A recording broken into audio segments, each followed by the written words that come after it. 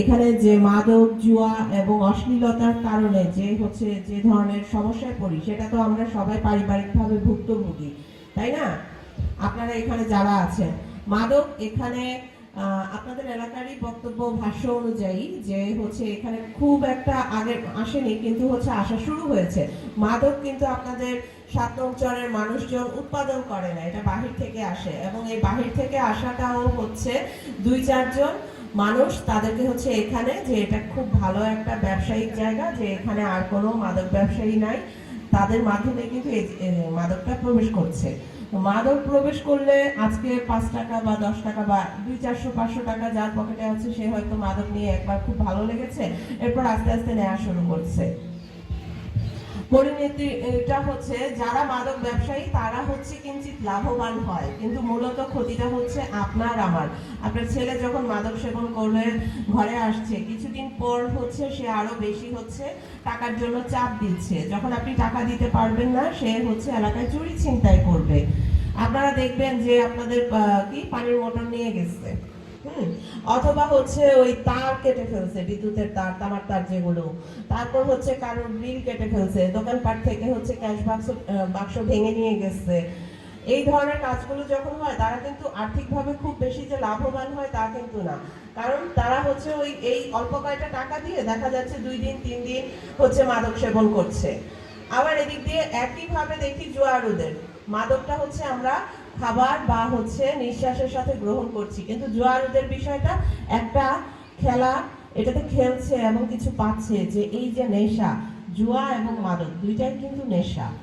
এই নেশা আমাদের মানসিকতাকে, বোধ বুদ্ধি বিচার শক্তি লোপ করে দেয়। আমরা ভুলে যাই যে আমার কতটুকু দায় দায়িত্ব আছে। আমরা কিন্তু বনের পশু পাখি না। আপনি দেখেন যে একটা বাঘ, সে বনে চলতেছে, তার কোনো কিছু লাগতেছে না, সে দিন শেষে কিন্তু পেট ভরে খেয়ে যাচ্ছে।